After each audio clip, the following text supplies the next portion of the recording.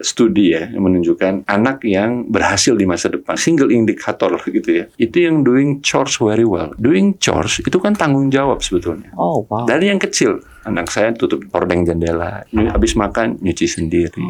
Hal kecil aja, cuma masalah chores aja bisa bikin. Dan chores itu ada hubungan dengan leadership nggak? Ada kan? Karena ketika dia bilang, males gitu. Kalau anak yang mempunyai kepemimpinan, ini tanggung jawab saya. I will do it. I'll do it.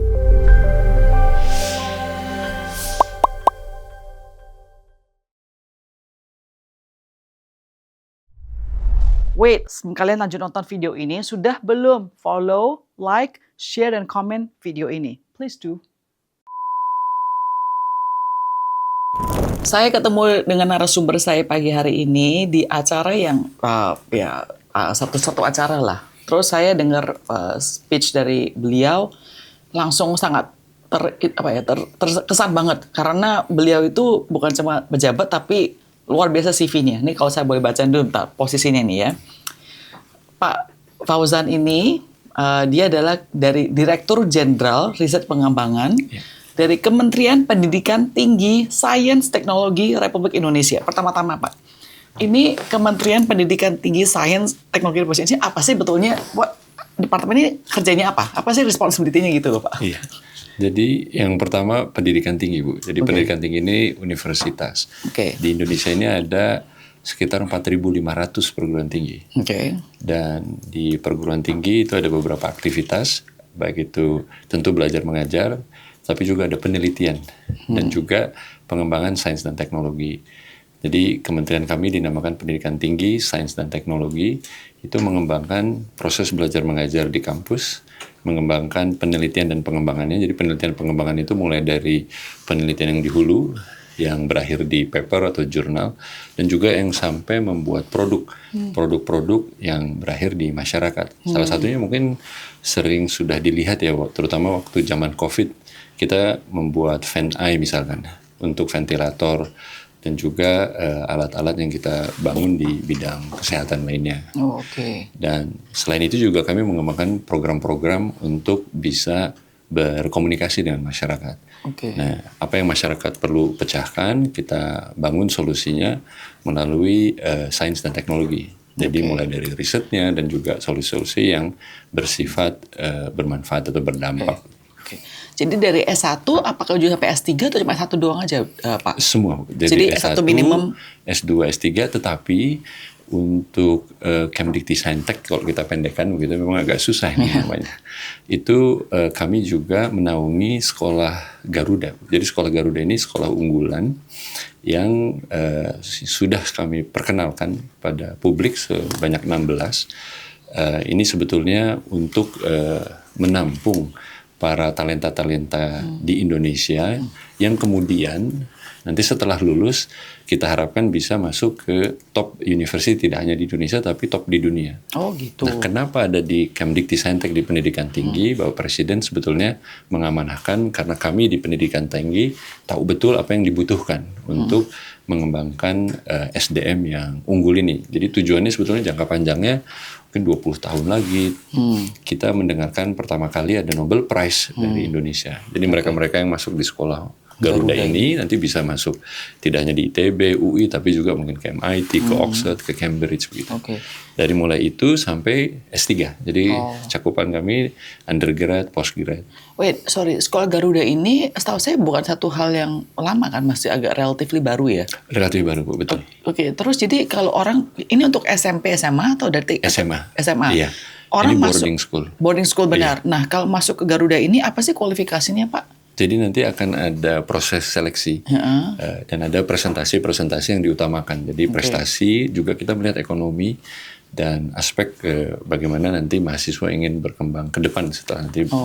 Jadi kita memang ini long term investment.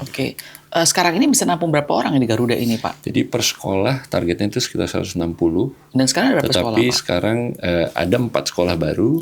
Ini sekolah unggul Garuda. ada juga yang namanya Sekolah Garuda Transformasi. Kalau transformasi, dia existing school yang memang sekolah unggulan di berbagai provinsi. Itu kita kembangkan menjadi Sekolah Garuda Transformasi ini. Ini ada 12, jadi total ada 16. Tapi rencananya akan terus berkembang lebih banyak lagi. Pak, tapi begini kan tadi Bapak bilang Sekolah Garuda ini untuk menampung masa depan. Dan saya setuju banget tuh, sangat such a good idea ya. Karena saat ini kita di Cina tuh sudah mengerjakan like many years ago kan ya Pak ya.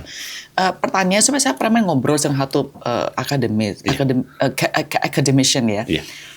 Sekarang kekurangan guru di seluruh dunia, bukan cuma Indonesia saja. Jadi gimana sih kita mau, kan banyak Bapak pasti pernah nonton video-video ya, guru digaji rendah, guru pokoknya kena marah dan lain sebagainya.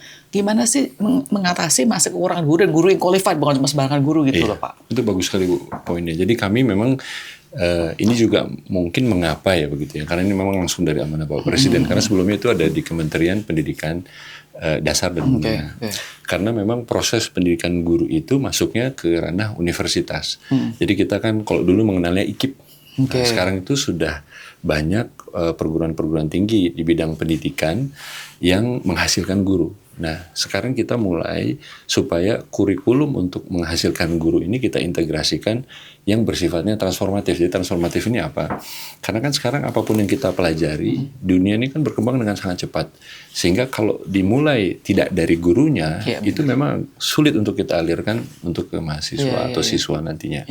Nah, jadi kita memang mulai dari gurunya, kurikulum yang sifatnya transformatif itu kami kembangkan. Dan itu ada di bawah Direktorat Jenderal Sains dan Teknologi. Oh, jadi Bapak? Nah, kebetulan saya Direktorat Jenderal Riset dan Pengembangan. Jadi ada 3, Bu. Ada 3 dirjen sebetulnya. Dan itu bukan saya. Bapak di Sains dan... Di Riset dan Pengembangan. Riset dan Pengembangan. Jadi kami ada 3, Dirjen Pendidikan Tinggi, Dirjen Dikti, Dirjen Riset dan Pengembangan, saya sendiri, dan Dirjen Sains dan Teknologi. Prof. Najib Burhani namanya. Oke. Tapi 3 ini semua di bawah tadi ya Bapak bilang Kementerian Pendidikan. Betul. Itu alright. Jadi Bapak bukan yang specifically in charge untuk yang Garuda. Oke. Tapi Bapak tahu lah maksudnya programnya harus kerjasama dan kolaborasi. Saya tanya dulu Pak, walaupun bukan di bawah ranah Bapak, tapi mungkin Bapak bisa kasih input ya Pak ya. Betul. Dengan ada Sekolah Garuda, tadi saya bilang kan such a good idea. Tetapi kan kita juga melihat bahwa ada jomplangan ini loh Pak, ada education gap antara orang yang mampu, yang bisa sekolah pendidikan international school dan lain sebagainya, dan juga Sekolah Garuda punya graduates, tapi juga banyak banget, majority mungkin I would say, yang terlantar, ekonomi ke accessibility dan lain sebagainya. Apa sih pelan daripada pemerintah sekarang ini untuk because I know saya nggak idealis Pak ya. Saya yakin tidak bisa pernah equal. Itu saya nggak idealis. Tapi maksudnya apakah ada cara-cara untuk bisa lebih mengecilkan gap tersebut Pak? Betul Bu. Jadi kami selain ada Sekolah Garuda di pemerintahan, kebetulan bukan di kementerian kami, itu ada namanya Sekolah Rakyat. Jadi kalau Sekolah Rakyat ini memang mengejar yang tadi Ibu sampaikan. Kita untuk memperkecil gap. Bahkan kalau di program riset dan pengembangan, saya juga melakukan yang sama Bu. Jadi istilahnya dual track program. Dual track ini yang pertama kita mengejar meningkatkan rata-rata. Karena kan rata-rata di Indonesia ini kan boleh dibilang berbagai hal, baik itu pendidikan, riset, dan lain-lain, masih perlu secara se-Indonesia kita tingkatkan. Sorry, rata-rata maksudnya apa? Rata dari skor atau apa? Kemampuan ya. Itu dites dari apa? Maksudnya what is the score untuk ngetesnya itu apa? Iya, jadi kalau kemampuan, kalau di aspek riset, itu dari hasil riset kita se-Indonesia. Jadi yang dikejar equity-nya, pemerataannya. Ini satu, jadi yang horizontal policy. Tapi yang kedua, kita tidak lupa kalau kita hanya fokus meningkatkan yang rata-rata yang pemerataan ini, yang berprestasi tinggi itu jadi turun jadi rata-rata. Jadi kita ada yang vertical policy. Nah, yang vertical policy ini kalau di riset kami namakan program riset strategis. Sedangkan yang peningkatan rata-rata kami namakan program riset prioritas. Jadi memang 2 aspek. Satu yang prioritas kita naikkan. Kalau ditanya budgetnya mana yang lebih besar? Kalau untuk di riset, yang rata-rata boleh lebih besar. Kami tahun depan menganggarkan itu sekitar 3,2 triliun untuk meratakan se-Indonesia. Tahun ini saja kami mendanai sekitar 16.800 penelitian seluruh Indonesia. Mulai dari Sabang sampai Merauke tentunya. Dan yang strategis itu sekitar 1,1 triliun. Kalau yang 1,1 ini yang atlet-atlet yang sudah bagus-bagus, kita injek lagi supaya bisa menang di dunia internasional. Jadi memang harus ada 2 ini betul. Ada yang sifatnya horizontal, ada yang sifatnya vertikal. Make sense. yang merancang semua ini apakah dari zaman dulu punya pemerintahan atau sekarang Bapak Prabowo atau apa sih Pak? Ya, jadi kalau secara garis besar ada yang dinamakan Astacita nih, visi dan misi Bapak Presiden dan Bapak Wakil Presiden.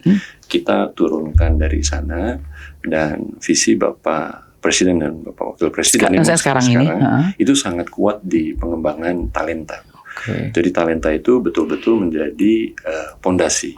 Sehingga kami turunkan dalam program-program di kementerian dan tentunya di Direktorat Jenderal kami, yang paling mendasar ini memang kita talenta. Kita namakan sebetulnya ekosistem. Jadi ini kan solusi kita ini tidak yang sifatnya jangka pendek, banyak yang memerlukan investasi jangka panjang. Oleh karena itu riset itu hadir. Kita sebetulnya ingin juga mengkaji, Bu. Jadi kita juga bisa memberikan pendanaan. Sebaiknya kita fokus di mana sih sebetulnya? Karena sebelum kita melakukan kebijakan tertentu, kadang-kadang yang perlu dilakukan adalah kita sit back sedikit and zoom out sedikit, dan kita melakukan kajian. Kadang-kadang kalau kita langsung benchmarking dengan negara luar negeri tanpa memperhatikan di dalam negeri, tidak juga bisa fitin langsung dan cepat begitu. Nah, ini kita membantu. Jadi riset itu tidak hanya yang sifatnya rocket science begitu, tetapi juga riset bagaimana supaya kebijakan ini bisa sampai ke masyarakat, mempercepat pertumbuhan ekonomi kita, dan juga berdampak secara sosial dan lingkungan. Berapa Pak? Maksudnya Pak tadi Pak bilang jangka panjang.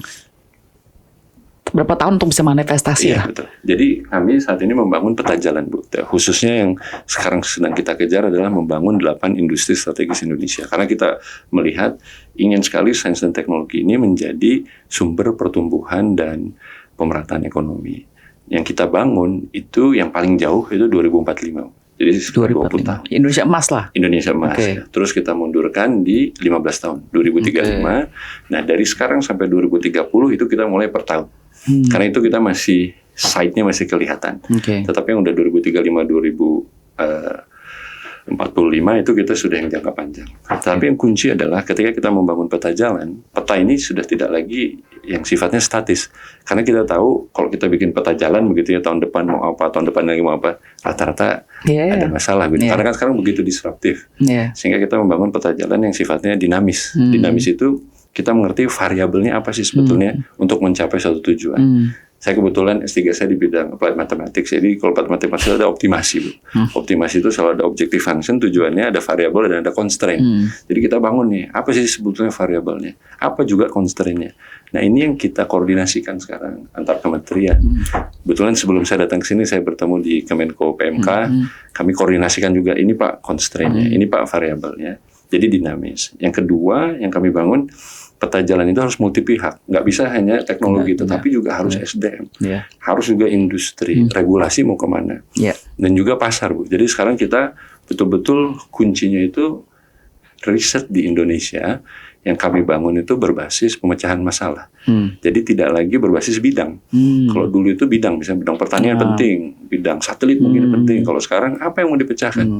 Karena ketika kita fokus di pemecahan masalah, itu multidisiplin bisa bergabung. That's true. And then bukan by produknya, by desain kita juga bisa menyelesaikan masalah gitu. Sehingga nanti riset itu tidak lagi menjadi hanya pengguna anggaran, tetapi juga kita bisa payback gitu ya. Paybacknya dalam bentuk ekonomi, sosial, dan lingkungan. Kita juga tadi ya, talenta ini penting sekali, Bu.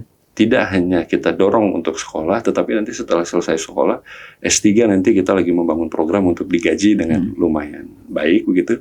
Bahkan kami juga membuat program yang namanya Young Fellowship. Jadi setelah lulus S3, bisa namanya postdoc. Jadi postdoc itu, dia sebelum jadi dosen, masih bisa membantu riset.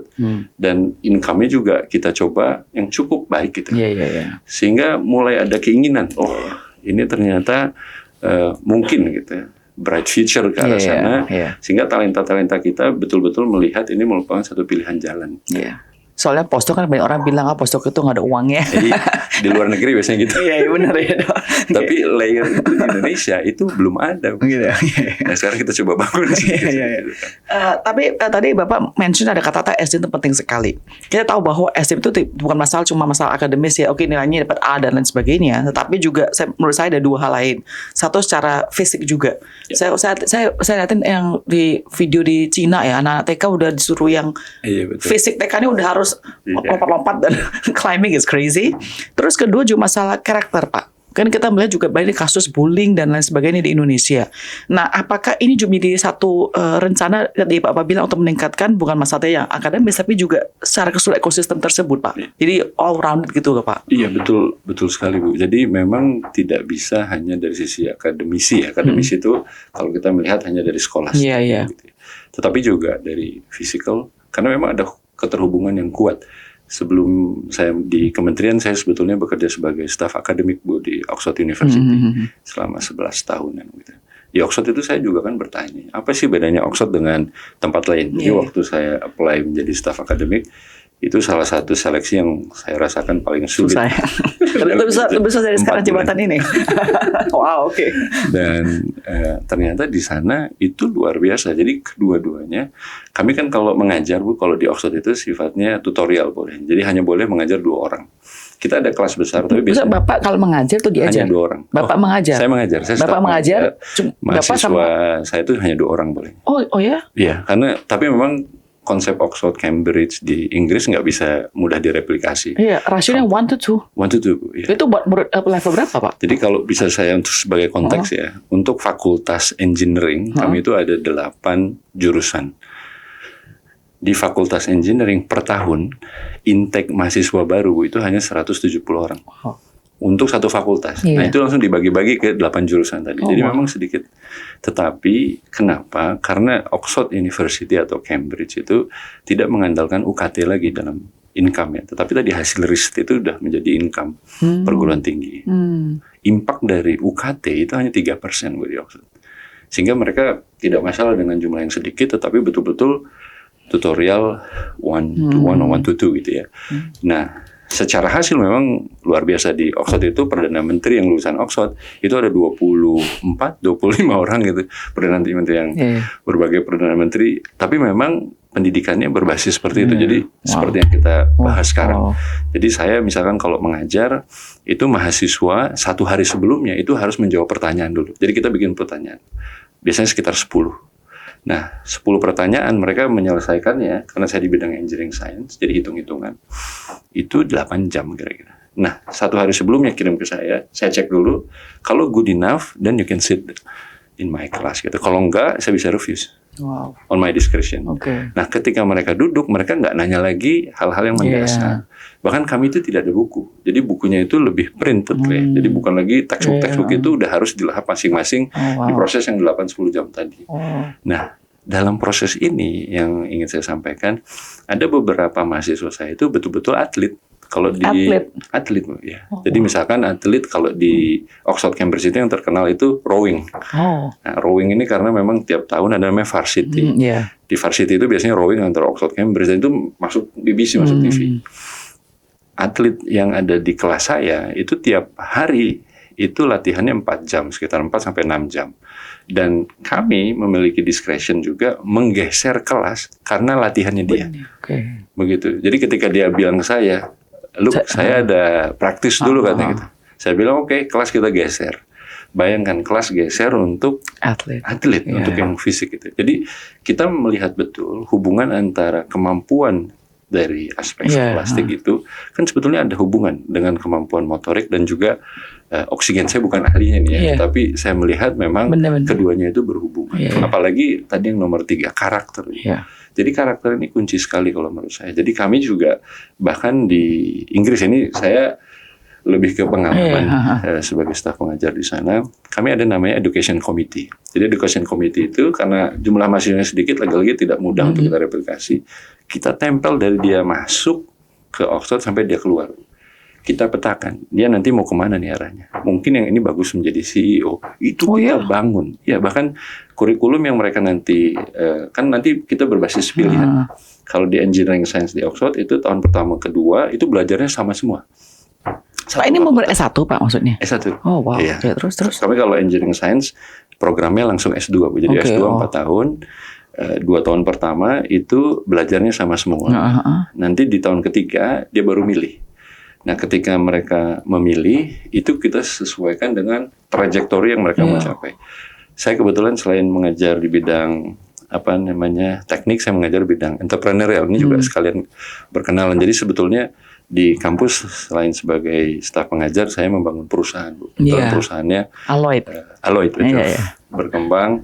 Awalnya kami mendapat pendanaan sekitar 1,5 miliar rupiah waktu itu, seed fund namanya, dari Oxford tahun 2016. 2017 kita spin out. Spin out itu artinya Oxford University menjadi bagian. Jadi mereka meloloskan kami, mereka minta saham ke kita, jadi kita bagian dari kampus dan spin out perusahaan. Fast forward lah begitu, tahun lalu sebetulnya saya kembali ke Indonesia baru tahun lalu. Benar. Dan tahun lalu tidak ada rencana sebetulnya ini masuk ke pemerintahan, sama sekali nggak ada hubungan, karena kebetulan perusahaan yang dikembangkan sudah berkembang di Inggris dan di Jepang dan di Amerika Serikat. Kebetulan kalau dari awal posisi saya sebagai engineering director, jadi saya memang fokus di technical, terus berkembang ke menjadi CEO di perusahaan kami di Jepang, dan kami mulai sudah mengakuisisi tahun lalu perusahaan Jepang, dan tahun lalu kami mendapatkan investasi dari 3 perusahaan di Singapura dan mendapatkan proyek di Malaysia. Awalnya karena memang kan semua arahnya Southeast Asia. Jadi saya bisa cerita kenapa Southeast Asia ini so seksi gitu ya.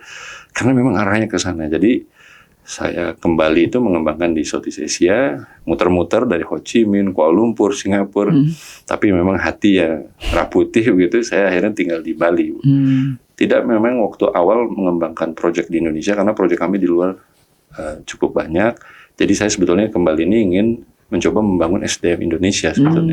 Itu alasan kenapa ketika setelah 5 bulan di Bali ditawari pekerjaan ini, dan setelah saya tanya ini pekerjaannya mengenai apa ya, pengembangan SDM kan, sebagai karakternya dasarnya, dan saya bilang itu sudah cocok sekali kenapa saya pulang, dan mungkin di sini saya bisa memberikan impact ya setelah SK Pak Presiden keluar. Secara struktur saya lepas yang di Inggris supaya tidak konflik of interest. Tetapi yang ingin saya sampaikan, ketika kita mengajar di Oxford, itu kita memang diminta untuk mengajarkan apa yang kita lakukan juga sehari-hari. Jadi karena saya banyak mengembangkan bisnis, sehingga juga saya mengajar di bidang entrepreneur, jadi mereka itu kami tempel, Bu. Bahkan beberapa mahasiswa yang ada di kelas saya akhirnya bekerja di tempat saya.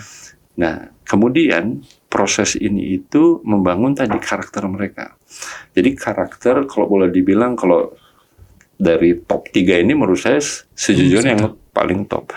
Karena perusahaan tadi Alloyd, sebagai ini ya contoh, 2 tahun lalu kami melakukan pembukaan untuk fresh grad. Jadi fresh grad kita per tahun kita ngambil sekitar 10 lah. Ini karena masih perusahaan SMI itu kan. Jadi pegawai permanen kami ada sekitar 160-an orang dan 10 orang per tahun. Yang apply itu sekitar 1.000 orang, 980 gitu. Dan itu yang apply majority kan dari Oxford, Cambridge, Imperial gitu ya.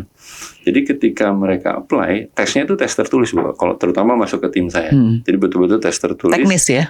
Teknis. Tetapi kami putuskan 50-50, Bu. 50% teknis, 50% business acumen. Jadi kita lihat betul. Jadi bisnis juga kita nggak mengajak mereka jualan, tapi kita ngajak mereka reasoning. Kita minta mereka presentasi. Kita buat pertanyaan yang sedikit kompleks ya, di mana mereka untuk menguraikan. Jadi kemampuan ini sebetulnya bahkan kami putuskan yang teknikalnya itu lolos bahkan brilian begitu. Kalau yang bisnisnya itu tidak masuk, itu nggak lolos. Karena apa? Kalau kita loloskan, saya harus merekrut satu bisnis development manager lagi, gitu ya. Nah, jadi ke depan keduanya itu menjadi kunci kalau menurut saya. That's very good ya. Dan itu bahkan kami sudah mengimplementasikan. Jadi perusahaan yang tadi awalnya diinvestasi oleh kampus 1,5 miliar, fast forward lah tahun lalu waktu saya keluar secara struktural, kami itu divaluasi sekitar 2,5 triliun rupiah. Jadi dalam kurun waktu 7-8 tahun. Yang ingin saya sampaikan, menggunakan teknologi itu memungkinkan. Kan berapa kali ya, 1.000 kali lipat lebih begitu ya. Dan bagaimana kita ekspansinya, teknologinya material. Jadi kita new materials discovery, dan dari new materials discovery itu kita implementasikan di berbagai produk. Awalnya lab tempat saya bekerja di Oxford itu namanya labnya Rolls-Royce UTC, jadi mengembangkan jet engine. Tapi kita belajar dari buat jet engine, kita bisa buat turbocharger untuk mobil. Ini kan lateral thinking sebetulnya. Dari mobil kita bergerak ke F1. Jadi kami masuk ke F1. Jadi kita supplier untuk salah satu engine F1. Dan juga kita masuk ke GT, perusahaan mobil terbesar di Italia. Terus juga perusahaan terbesar juga di Amerika Serikat untuk di bidang wearables. Seperti Google, Microsoft. Juga kami masuk akhirnya juga terakhir karena bisa ke biomedical, jadi kita bisa 3D print. Jadi materialnya itu sebetulnya logam, bisa itu platinum, bisa itu titanium, sampai kita akhirnya masuk ke Tiffany jewelry. Tiffany katanya kan. Tiffany. Dan Keren sih itu. Satu, yang terakhir sih tahun lalu karena saya ikut nge-push. Akhirnya kita masuk ke Cartier dan juga Rolex. Wow, that's amazing. Ini banyak pertanyaan Bapak tadi uraikan. Tapi saya mau satu dulu Pak ya. Silakan. Pertama-tama, katanya Bapak bilang Bapak tuh background sama sekali bukanlah seorang politikus. Bapak sebetulnya seorang businessman / profesional di bidang sel akademisi juga. Menurut Bapak nih ya, apakah seseorang seperti Bapak punya background, artinya seorang yang practitioner saya katakan, lebih tepat untuk menjabat di kementerian, bukan menteri, government punya position, atau lebih baik seseorang politikus beneran backgroundnya masuk ke dalam dunia government? Kalau saya melihatnya ya Bu ya, dari sisi praktikal gitu, jawaban saya menurut saya hybrid itu penting begitu. Karena ini kalau saya bawa konteks lagi ya, mungkin saya menjawabnya dengan analogi. Ketika kita sekarang kan AI sedang berkembang sangat pesat ya. Kami itu masuk AI lumayan awal. Jadi perusahaan tadi saya sampaikan kami kembangkan waktu pertama kali Google itu membuka namanya TensorFlow. Waktu itu deep learning algoritma itu dibuka open source oleh Google tahun 2018. Sedangkan perusahaan yang kami kembangkan itu menggunakan prinsip fisika, jadi hitung-hitungan. Jadi kita mengembangkan model itu ada 5 tahun. Dan menggunakan TensorFlow, saya dalam 1 minggu bisa hampir menyamakan hasil dari kita yang sudah begitu panjang. Gitu. Tapi ketika kita lihat lebih detail lagi, ternyata AI ini bagaimana juga banyak melakukan aproksimasi. Jadi dia kalau di matematika itu interpolasi istilahnya. Kalau datanya bagus, hasilnya juga bagus. Kalau datanya nggak bagus, apapun yang dilakukan juga hasilnya mungkin rubbish in, rubbish out. Betul. Nah, artinya harus ada kombinasi antara tadi si AI sama si physics. Nah, kenapa sekarang Jensen Huang bilang, kalau saya jadi anak muda sekarang, saya nggak belajar AI sama software. Saya belajarnya fisika, matematika, biologi. Dan itu betul. Karena sains ini membawa lebih dekat ke akurasinya karena ada konteks. Nah, sama juga dengan pemerintahan ini, saya jawabnya lebih ke arah praktikal tadi. Ketika kita banyak hal yang saya lihat, saya baru di pemerintahan baru 1 tahun, itu banyak hal yang sangat kompleks. Ini sebetulnya kompleks problem solving. Dan ini sebetulnya kita ingin harus bangun ya, menurut saya udah harus di titik ini, SDM kita itu membangun kemampuan kompleks problem solving. Nah, untuk kompleks problem solving, itu memerlukan beberapa tadi input, karena optimasi tadi ada keterbatasan dan ada variabel. Nah, untuk melihat berbagai sudut pandang, ini memang multi pihak harus masuk. Dan menurut saya, kenapa hybrid itu penting. I see. Oke. Ini saya bisa naikin CV-nya. Itu menarik banget dapetnya visi. Saya udah pernah dengar Bapak punya story, jadi saya menarik kali Mas, saya mau undang Bapak, ini hebat banget. Pertama, baik mundur dulu Pak dulu. Ini awalnya kan Bapak adalah dari ITB setahu saya benar ya. S1 di ITB ya. Teknik mesin Bu, betul. Teknik mesin. Terus S2-nya di Jepang kan? S2-nya di Jepang di Tokyo Institute of Technology. Jadi Bapak bisa bahasa Jepang ya? Ya, saya sebetulnya SMA pernah ikut pertukaran pelajar AFS ke Jepang 1 tahun. Jadi di sana belajar bahasa Jepang dengan keluarga Jepang 1 tahun lumayan lah. Iya, bagus. S2 saya kebetulan juga waktu itu senseinya bilang, oh ya kamu jangan ambil pakai bahasa Inggris. Jadi S2 saya di bidang mekanikal tapi bahasa Jepang. Sorry, terus keluar dong ke Jepang. Cukup banyak terekspos. Terus. Education, Mas Ian. Bentar, ini panjang sekali Bapak punya CV ini. Ini saya kira memang education. Nah, ini kan ITB tadi kan enggak. Can you go all the way down? Masih Bang. Nah, ini nih.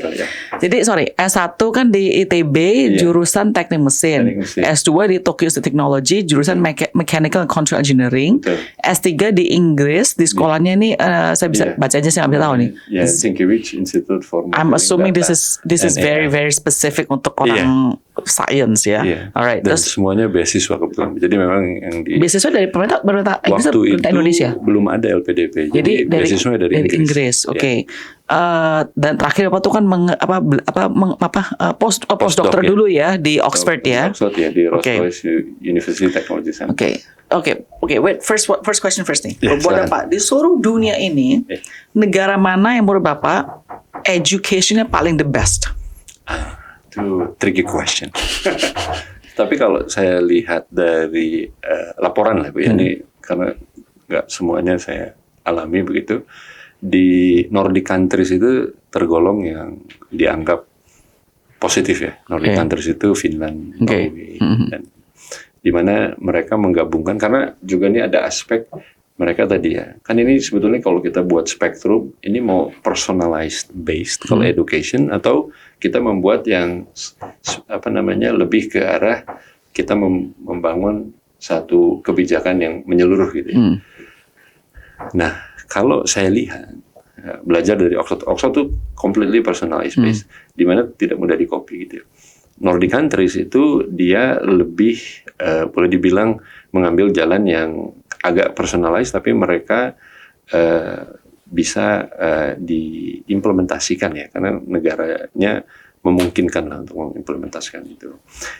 Apa yang maksudnya personalized based? Itu kita mendidik berbasis feedback apa yang kita didik. Ini kan kalau di Indonesia mungkin tidak mudah melakukan itu, karena kan betul-betul besar gitu ya. Nah, saya melihat ini kemarin sebetulnya juga saya sempat berdiskusi Bu, salah satu pakar kita di Universitas bidang pendidikan mengenai pertanyaan yang sama. Karena pertanyaan saya, ini sebaiknya kita intervensi lewat jalan mana?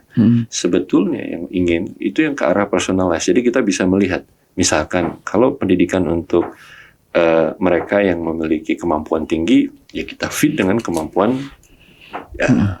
soal-soal yang lebih sulit gitu ya. Bagi mereka yang average, itu belum tentu itu average. Karena mereka average itu mungkin di bidang yang kita ujikan kan. Mereka siapa tahu outstandingnya di bidang tertentu begitu. Ini kalau diibaratkan lagi seperti energi. Jadi di entah matematika atau fisika ya, saya karena lebih mudah menganalogikan ke sana. Energi itu kan kekal ya. Tinggal kita mau menggunakannya untuk di mana. Mungkin dia nggak di matematika tapi ternyata jago sekali main futsal gitu ya. Mungkin ternyata nggak di fisika tapi kimianya ternyata jago sekali. Nah, kalau kita pakai template. Nah, ini tadi ya. Template based atau personalized based. Ini nggak semua fit to the template. Ini nggak maksimal ya. Nggak maksimal. Sekarang kan artinya tinggal sekarang bisa nggak kita membuat ini sedikit hybrid? Bisa. Nah, kalau di negara-negara barat, mereka menggabungkan ke sana. Jadi mulai, ini saya nggak bisa bilang satu kurikulum ya, takutnya endorsing kurikulum, tetapi lebih mahasiswa atau siswa memiliki kemampuan untuk memilih. Nah, kemampuan untuk memilih sebetulnya kita sudah mulai waktu itu, IPA, IPS misalkan. Tapi kalau di sana itu udah lebih detail lagi. Tapi ini pasti ada positif negatif, karena ketika memilih dari awal itu akan kehilangan kesempatan untuk belajar yang lain, akan ada balancing di sini. Tetapi kalau kita melihat nanti ketika mereka masuk ke industri, nah ini baru saya masuk, karena saya di industri kan merekrut. Kerjaan saya sebetulnya talent scouting Bu, entrepreneurship yang di Inggris itu perusahaan yang kami bangun, baik itu kita waktu talent di Inggris itu sebetulnya kita mencari seluruh dunia. Bahkan saya membuat policy dimanapun di seluruh dunia kalau talent dia bagus, kami punya lawyer Bu, kita rekrut, kita dapatkan visa. Visanya, Ya karena sebegitu pentingnya talent.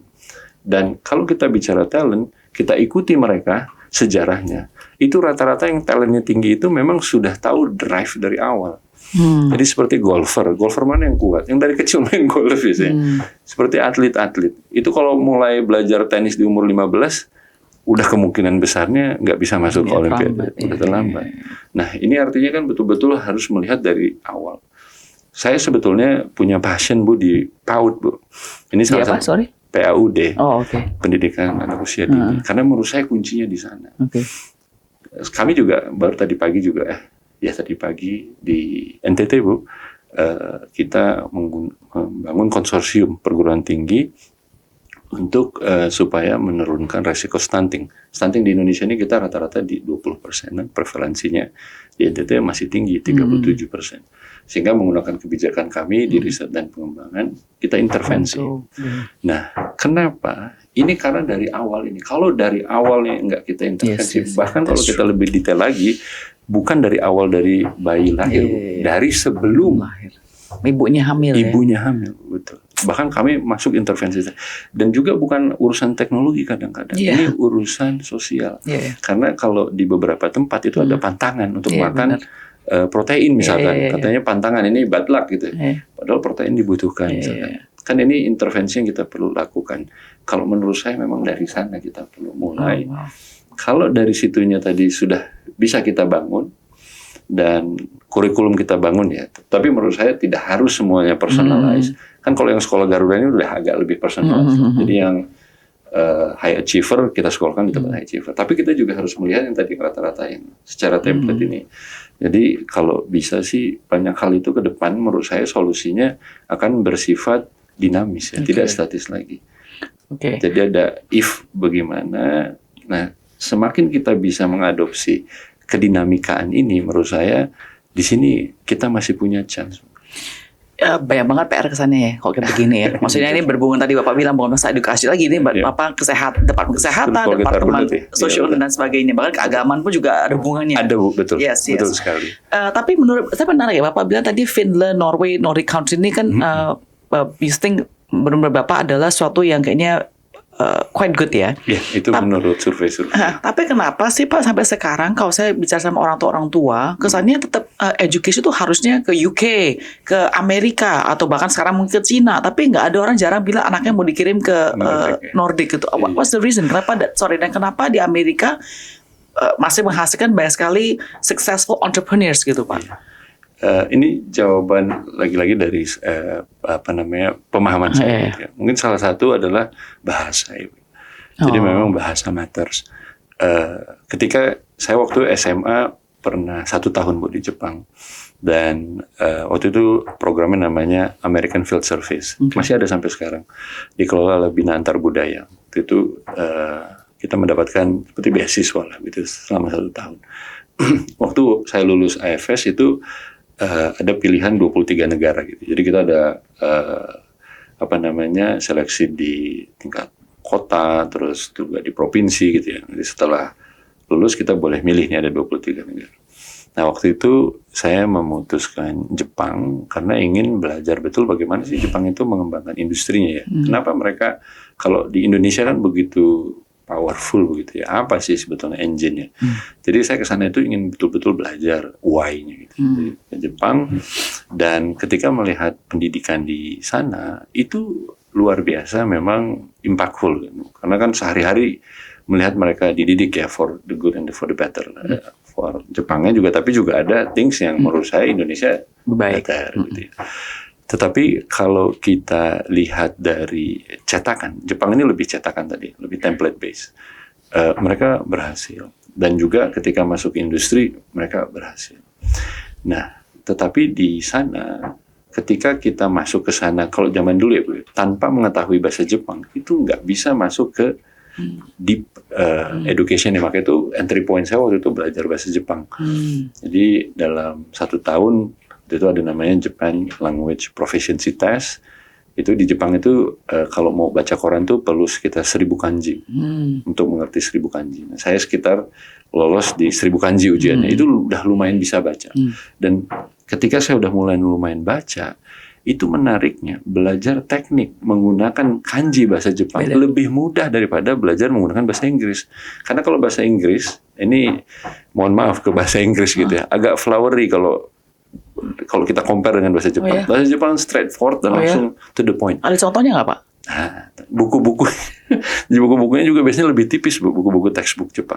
Nggak usah ada contoh, nggak usah contoh Bapak bahasa kata apa sih saja Bapak bilang di Jepang tuh sangat straightforward gitu dibanding bahasa Inggris? Iya, jadi di Jepang itu karena dia kombinasi kanji, yang panjang begitu penjelasan itu bisa diperpendek karena kan menggunakan simbol. Jadi kayak bahasa Mandarin ya? Seperti bahasa Mandarin. Iya, ngerti. Dan itu ternyata kenapa mereka secara teknik kemampuannya terbilang tinggi kan? Selalu kan mereka di top kan kalau hasil dari akademik skolastiknya.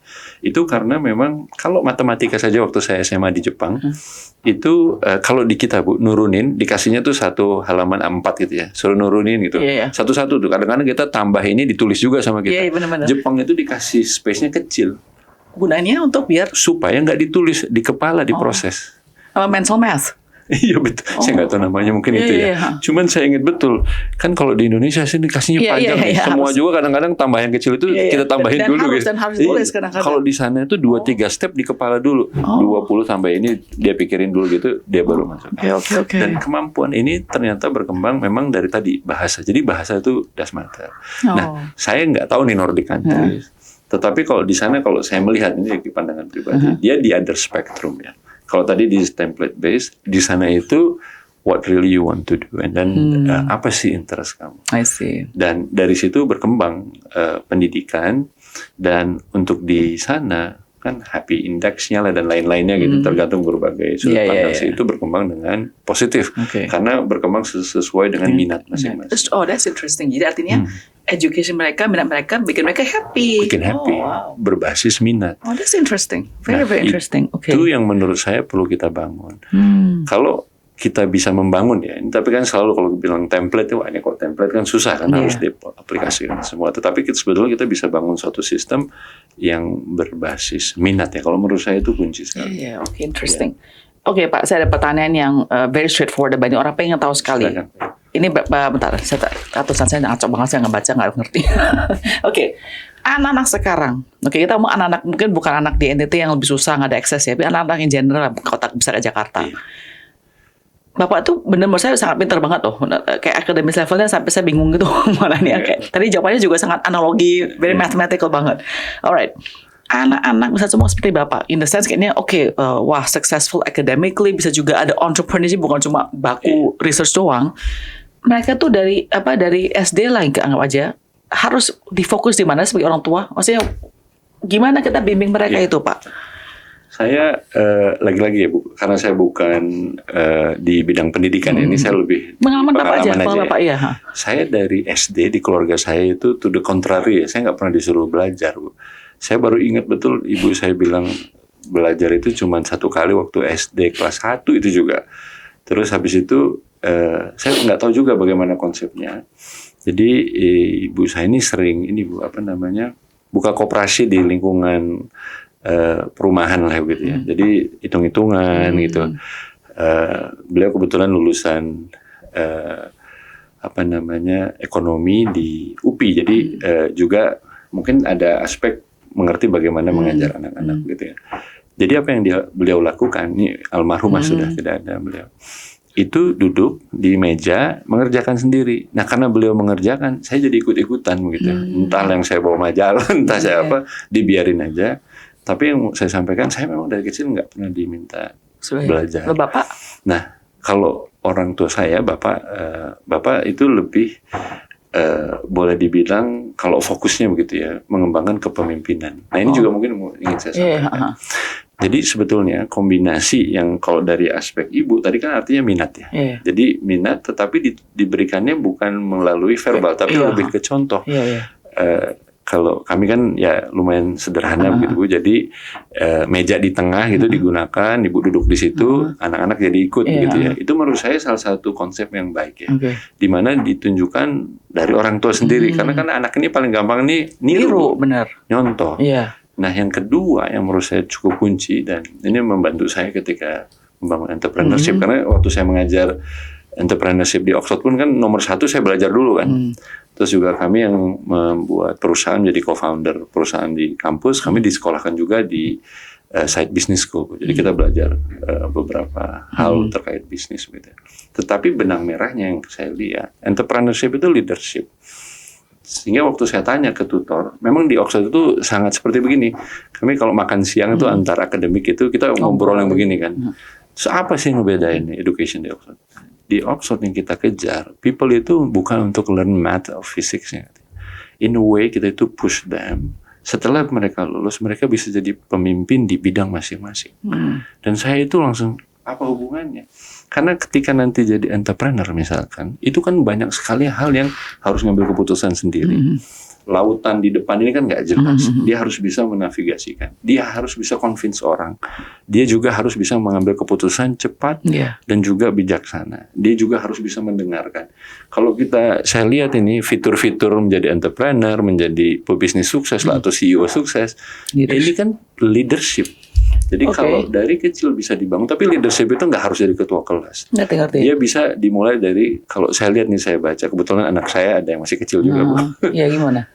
Ternyata yang ada nih studi ya yang menunjukkan apa sih single indikator anak yang berhasil di masa depan. Apakah anak yang disekolahkan, dileskan dan lain-lain. Ini studinya harus saya cari sebetulnya. Tapi saya masih ingat jawabannya. Ternyata yang single indikator gitu ya, tentu yang lain-lain ada.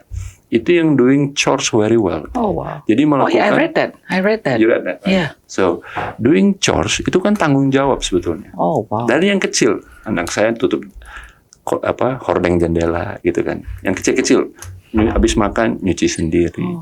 Dan ini menurut saya punya multiple impact. Jadi sebetulnya kalau kita bisa mulai dari rumah tangga ya, bahkan solusi permasalahan kita yang agak besar di Indonesia ini sampah, Bu, sebetulnya. Itu bisa mulai dari rumah, memisahkan sampah, dan itu sebetulnya bisa mengurangi investasi kita billions and billions. Oh, wow. Jadi sebetulnya bisa dimulai dari kecil. Hal kecil aja, cuma masalah chores aja bisa bikin. Dan chores itu ada hubungan dengan leadership nggak? Ada kan? Karena ketika dia bilang, oh males gitu. Kalau anak yang mempunyai kepemimpinan, ini tanggung jawab saya. I will do it. I'll do it. Okay. Tinggal gimana kita mengembangkan, itu dikombinasikan dengan minat. That would be powerful. Dan anak-anak di kalau chores dia aja nggak boleh prokrastinasi kan, harus kerjain now gitu, nggak boleh tunggu besok lagi itu. Oh, that's very interesting, Pak. Oke. Jadi, bapak anak berapa? Bapak anaknya? Saya 3, Bu. Jadi yang paling besar anak saya kuliah. Oh, udah kuliah? 3 sudah, Bu, di Oxford University. Oh, juga. Wow. Sampai S3? Bukan, tingkat 3. Jadi tingkat 3 itu kalau di Oxford S1 itu 3 tahun. Gitu ya? Oh, di final ya? Udah final untuk bachelornya. Cuman kalau engineering science di Oxford itu 4 tahun, Bu. Nanti tahun keempat setelah lulus langsung dapat master. Oke, jadi dia tahun ketiga bakal master. Tahun ketiga bakal master, dia mengambil information engineering namanya, fokusnya AI dan robotics, jadi dia ke arah sana. Yang kedua SMA kelas 1 di Jakarta. Yang ketiga SD kelas 2, jadi agak jauh-jauh nih. Iya. Tapi juga saya bilang sama istri juga, ini self-sustaining system.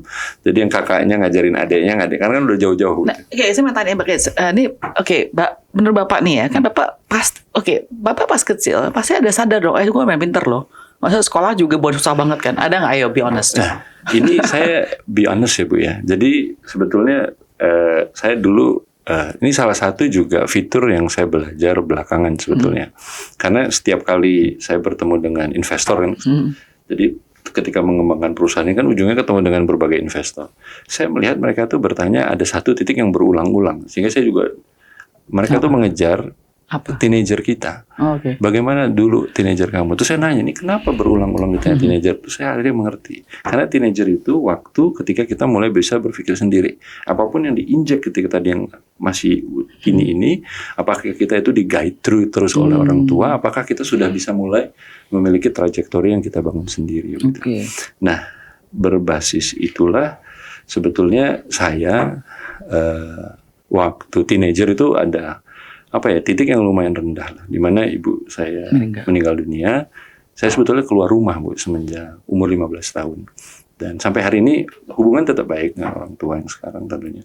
Tetapi saya tidak pernah pulang semenjak itu. Jadi saya tahu kerasnya Jakarta. Awalnya di Jakarta, Bu, saya sempat di jalanan di Blok M dan lain sebagainya. Dan waktu itu saya ingat sekali titik balik itu waktu ada satu musola kecil di depan Pasar Raya di Blok M. Waktu itu saya suka nabung memang dari kecil. Jadi ada uang Rp25.000, ini tahun-tahun 95. Terus kalau saya pakai makan terus kan habis nih. Saya nggak tahu kenapa saya berpikir itu, tapi itulah waktu itu pemikiran saya. Kalau saya pakai ini untuk kerja sedikit lah gitu ya, mungkin bisa bertahan. Nah kan kalau di masjid itu ada yang semir sepatu. Nah, saya pikir wah itu paling bagus nih investasi. Saya tinggal duduk di masjid semir sepatu kan. Belinya juga kan murah ya. Tapi waktu itu saya ingat sekali berpikir, kalau saya semir sepatu, berapa tahun saya semir sepatu supaya saya mungkin sejahtera gitu. Terus kan di pasar raya nih Bu, ada mobil lewat kan, mobil-mobil bagus lah. Lah itu yang nyupir itu kenapa bisa punya mobil bagus?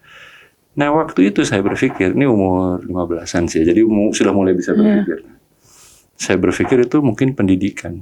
Jadi waktu itu saya bikin hipotesis hidup dan itu sampai sekarang. Mungkinkah kita itu bisa keluar dari kesulitan melalui pendidikan? Nah, itu saya pegang. Sehingga saya balik lagi ke sekolah. Saya sempat keluar. Nggak keluar sih, nggak datang ke sekolah karena kan nggak ada uang. Waktu seragam juga saya cuma seadanya lah gitu ya. Tapi setiap malam saya belajar, saya berpikir ini tabungan. Setiap saya nilai 10, saya ingin buktikan bisa membawa keekonomian tinggi di masa depan. Jadi terus itu tiap hari. Itu sebetulnya dengan satu baseline. Nah ini satu baseline yang mau saya sampaikan. Saya nggak percaya kata pintar. Ini tapi betul-betul saya pegang. Kenapa? Karena kalau saya menggunakan saya ini pintar atau nggak pintar, itu kan blurry juga. Gitu. Saya nggak percaya itu jenius. Yang saya percaya adalah kalau kita mau, kita berusaha, nanti satu persatu bisa kita bangun gitu. Jadi saya malahan kebalikan, nggak pernah merasa saya pintar, bahkan saya juga nggak merasa ada beda kepintaran orang satu dengan yang lain. Yang ada itu tadi Bu, energinya mau dipakai di mana? Dan satu hal ya Bapak kayaknya itu deh, punya satu critical thinking dari kecil ya. Mungkin berpikir itu kali ya. Kalau itu saya nggak tahu juga. Anak 15 tahun kan jarang mikirnya, hukum begini, like that. Maturity, kata maturity cuman juga waktu itu kalau boleh bilang ya, karena waktu itu misalkan mau nyari tidur aja, itu nggak mudah Bu. Jadi coba jadi nyari tidur di Blok M malam-malam, nyari petak-petak itu kita nggak khawatir. Jadi sebetulnya juga berpikir, ini juga mungkin salah satu kadang fitur yang kalau saya ketemu dengan mahasiswa Indonesia di luar. Satu fitur orang Indonesia, ini saya tes Bu betulan, kalau boleh saya cerita sedikit. Itu kita dengan keterbatasan yang ada, itu biasanya kita malah bisa excel. Saya pernah melakukan satu tes. Jadi tadi kan engineer saya kan dari Oxford, Cambridge, mereka kan gajinya tinggi. Kita memberi gaji, itu Oxford itu tidak ingin memberi gaji ke pegawai kami di spin out itu rendah. Kita disamakan dengan di Silicon Valley Bu. Karena Oxford itu prinsipnya kami perlu bikin Silicon Valley di Inggris gitu ya. Jadi kita ikutin gaji Silicon Valley. Gajinya tinggi. Jadi kalau jadi engineer saya itu biasanya gajinya 1,5 kali lipat lah dengan di perusahaan lain. Nah terus satu ketika saya dapat project tadi salah satunya satelit Bu di Amerika Serikat. Agak sulit ini. Saya kebetulan ketua timnya. Terus saya tentu menggunakan engineer saya yang ada di Inggris dan ada di Amerika. Terus saya coba engineer di Indonesia saya cari. Saya cari lewat LinkedIn. Terus saya bilang, kan dia ada tuh open to work gitu-gitu. Saya lihat CV-nya. Terus saya kontakkan, kamu di mana sekarang gitu. Dia waktu itu belajar S1 di Indonesia, S2 sempat LPDP di luar, tapi udah kembali ke Indonesia. Saya bilang, gaji kamu berapa? Ini karena orang yang nggak disebutin saya kasih aja nama ini sebagai konteks lah. Gaji saya 12 juta Pak. Murah banget di Bandung. Pengalaman kerja 2 tahun. Oh gitu. Oke. Mau nggak ngebantuin saya? Saya akan coba kontak juga tempat kerjanya, tempat beliau bekerja jadi supaya nggak merebut gitu. Tapi saya ingin memberikan satu problem statement. Dia nggak tahu bahwa ini kita mengerjakan untuk satelit dan satelit betulan Bu. Namanya Kuiper satelitnya. Bezos ya. Dan terus soal yang sama tentunya saya kerjakan di Inggris ya. Jadi dia boleh dibilang shadowing kita. Dan hasilnya luar biasa. Tapi luar biasanya itu dari mana? Dari persistensinya dia. Dia dengan informasi, kan informasi nggak bisa saya buka semua karena export control kan. Tapi dia terus kerjain. Terus saya bilang luar biasa. Saya gaji beliau itu 2 kali lipat, 25 juta. Tapi itu saya cap sebetulnya. Karena kalau nggak saya khawatir merusak psikologis kan. Kalau nanti setelah itu dia nggak suka dan lain-lain gitu. 25 juta. Saya kan bilang ke HR kami di Inggris. Saya sampai dibilang, you paid very low katanya. Ini boleh nggak menurut undang-undang di Indonesia? Saya bilang di Indonesia 25 juta baru 2 tahun lulus. Tinggi saya bilang. Terus saya berpikir kan, dengan kemampuan setinggi itu, kita ini kan very low. Tetapi gap ini, itu kalau nggak kita kembangkan dengan baik, sayang sekali gitu. Padahal mereka-mereka ini akhirnya yang tadi pegawai saya ini sekarang dia udah di London Bu, dengan istrinya juga di sana. Terus saya bilang, ya gantian lah. Kamu di Inggris, saya pulang. Gitu. Tapi intinya adalah itu juga salah satu yang mendasari saya. Bahwa sayang sekali kalau SDM kita yang sudah punya grit. Kalau menurut saya kuncinya itu grit, persistency. Itu sayang sekali kalau nggak kita dorong gitu. Dan tadi itu mengeluarkan sedikit paradigma saya pintar nggak pintar. Kalau buat saya doesn't matter anymore. You have more grit. You have more persistence. You have more persistence and you have energy gitu. Semua orang punya energi. It's all about channeling your energy. And just really do it. And you did chores when you were a kid. And you did chores when you were a kid. It's the best line. Thank you loh Pak. Ini benar sangat insightful. It's a quite long conversation, but I appreciate it. Ini benar insightful. Sampai orang tua juga banyak tip ini gila bener penting banget. Jadi thank you banget ya, semoga benar membantu banyak anak muda yang menonton hari ini loh Pak. Terima kasih sama-sama sudah diundang juga kami dari Kementerian.